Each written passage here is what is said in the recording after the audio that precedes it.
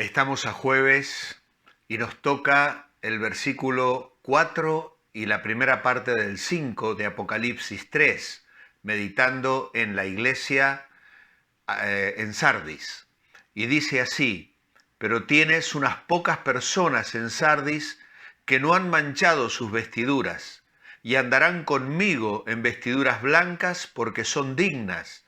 El que venciere será vestido de vestiduras blancas. Quiero dejar esta mañana con vosotros la idea principal que compartí el domingo pasado en el mensaje sobre esta iglesia. Decía lo siguiente: no vale lo que nosotros pensamos, sino lo que piensa Dios de nosotros. Dios no nos pide éxito, ni fama, ni grandeza, sino fidelidad. No vamos a dejar la fidelidad en busca del éxito fácil. El que tiene oídos para oír, que oiga. Dios quiere fidelidad. La iglesia de Sardis era una iglesia que pensaba de sí más de lo que debía pensar. Era una iglesia que tenía fama de tener vida, pero en realidad, de una manera muy directa, el Señor le dice: estás muerta. Es una iglesia en la que apenas hay un destello de vida, unas brasas que estaban apagándose, pero aún así estaban en medio del pueblo de Dios. Hay unas personas aquí que dice, no han manchado sus vestiduras y andarán conmigo en vestiduras blancas porque son dignas. Al acomodarse al entorno religioso, la iglesia quedó protegida de toda persecución, porque casi nadie se daba cuenta de que existía. Su estilo de vida inofensivo conducía a paz en las relaciones con el mundo, pero también a muerte espiritual delante de los ojos de Dios.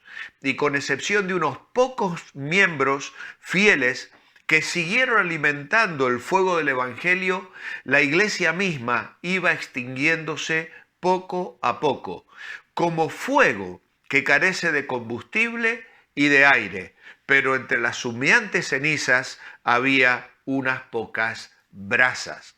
Por la forma en que se expresa en el original, la idea es que esas personas fieles eran bien conocidas y fácilmente identificables. No habían sido infieles al Señor, contaminándose con la fornicación idolátrica. Aquellos creyentes que conocían tan bien la industria de la lana que salía tan blanca de los talleres, sabían que ni aun en los cultos idolátricos eran aceptadas personas con sus vestidos manchados.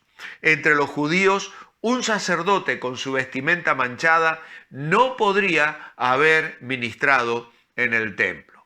Pero claro, esta es la esperanza que surge para esta adormecida iglesia de Sardis. Hay unos poquitos miembros que siguen siendo fieles al Señor. Entre las cenizas del fuego hay unas pocas brasas resplandecientes que con un soplo de aire se convertirán en llamas.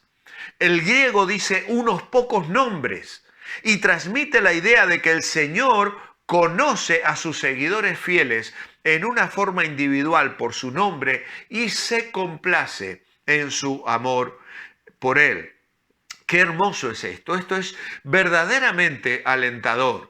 Ver que el Señor observa individualmente la vida de los miembros de las iglesias y percibe la fidelidad, la entrega, escucha sus oraciones, el sentir de su corazón, su vida de testimonio, su vida de santidad. Y esto el Señor lo valora y repercute en la vida de toda la iglesia local. Así que una pequeña cantidad de siervos fieles no habían manchado su ropa, lo cual significa que no se habían dejado influir por la cultura secularizada de su época. La palabra ropas es un símbolo de su conducta espiritual y de su estilo de vida moral. De hecho, en Judas 23 se habla de no contaminarse siquiera con la ropa de aquellas personas que viven vidas de pecado. Ahora estos no se mancharon con los pecados de adulterio e idolatría, no habían socavado el mensaje del Evangelio y se habían abstenido de cualquier compromiso con el mundo. Fueron fieles a la palabra de seguir a Jesús que habían dado al bautizarse, en aquel compromiso, cuando estaban diciendo, sí, creo y acepto al Señor como mi Señor, como Señor de mi vida, no solo como mi Salvador, sino como mi Señor. Y aunque estos pocos creyentes podrían verse como raros y al margen de la cultura, caminaban con perseverancia en las huellas de los apóstoles y de otros cristianos que habían traído y enseñado el Evangelio de salvación. Ya dijimos el domingo pasado algo acerca de esto. El hecho de que hay personas que hacen de paraguas, es decir, que podemos cobijarnos junto a ellos.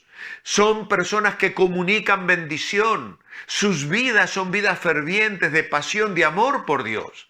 Y uno de los casos más claros que tenemos sobre esto es el caso de Abraham y su sobrino Lot. Uno puede ver la vida de Abraham que iba levantando altares. Allí donde él llegaba levantaba un altar, menos en Egipto. No se habla de que levantara altares en Egipto, a donde huyó, quizá con una falta de fe, donde mintió acerca de su mujer, pero luego retorna al punto de partida y vuelve al altar, y vuelve a la consagración, y vuelve a la comunión con Dios. Y luego se va trasladando, viviendo como peregrino, pero siempre levantando altares, una vida de fe, un hombre espiritual. Y al lado de él camina Lot. Lot es bendecido, sus ganados se multiplican, al punto tal que ambos ganados ya no pueden convivir. Y llegado el momento, Abraham le dice a Lot, mira, no podemos seguir juntos, y le cede el privilegio. Lot debiera haber dicho, no, quiero vivir al lado tuyo. Lo que Lot debiera haber dicho es que vengan mis pastores aquí y haberles dicho, ¿vosotros estáis discutiendo con los pastores de mi tío? Dejadles a ellos la prioridad. Ellos tienen todo el derecho. Pero no, Lot no hace eso. Lot mira las llanuras de Sodoma, las ve más apetecibles, ve que son fructíferas, ve que allí se siembra y se cosecha abundantemente y no le permite a su tío escoger. Escoge el primero y se va. Y sabes la pena que me da, es que Lot va teniendo oportunidades de volver junto a su tío. Pasan unos años y de pronto 5 reyes atacan Sodoma y Gomorra y arrasan con todo y se llevan cautivo a Lot. Esto le es comunicado a Abraham y Abraham rápidamente arma sus hombres, más de 300, y va con ese ejército improvisado, cae sobre esos reyes, recupera todo lo robado y recupera a su sobrino Lot. Cuando regresan, sale el rey de Salem y Melquisedec para bendecir a Abraham. Y Abraham le da los diezmos de todo. ¿Pero qué hace Lot? Lot vuelve a Sodoma. Lot tuvo la oportunidad allí de escoger estar junto a su tío, volver a la fuente de bendición, ponerse bajo el paraguas de un hombre que vivía en fidelidad y en comunión con Dios. Sin embargo, Lot vuelve otra vez a su antigua vida y ya entra en la dinámica de habitar dentro de la ciudad de Sodoma. Años más tarde recibe la visita angelical que ya ha estado con Abraham. Y ya sabemos todo lo que acontece allí. Tal es la degradación moral de Lot, que cuando aquellos hombres quieren abusar de los ángeles que él ha hospedado, Lot sale y les ofrece a sus hijas. ¿Qué manera de pensar podría ser esa? aún intentando proteger a aquellos hombres que estaban en su casa. ¿Por qué Lot ofrece a sus hijas? Finalmente conocemos la historia. Lot es sacado por la misericordia del Señor de la mano de los ángeles que tiran de él para apurarle, porque él no se daba cuenta de la prisa que corría, porque sus ojos están obnubilados, ha perdido la perspectiva, no tiene visión espiritual, es un hombre seco, vacío espiritualmente de su comunión con Dios. Aunque más tarde el Nuevo Testamento le describirá como un hombre justo que afligía su alma cada día viendo el pecado que le rodeaba. Pero sus malas decisiones le llevan a una situación de tragedia donde su mujer es convertida en estatua de sal. Y luego llega a morar en una aldea donde no le quieren y tiene que acabar.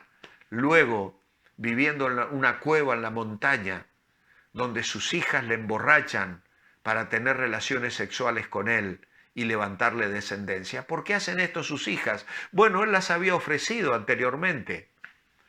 ¿Qué valor tenían ellas? ¿Cuál era su sistema de prioridades? Pues se han apartado completamente de la fuente de bendición.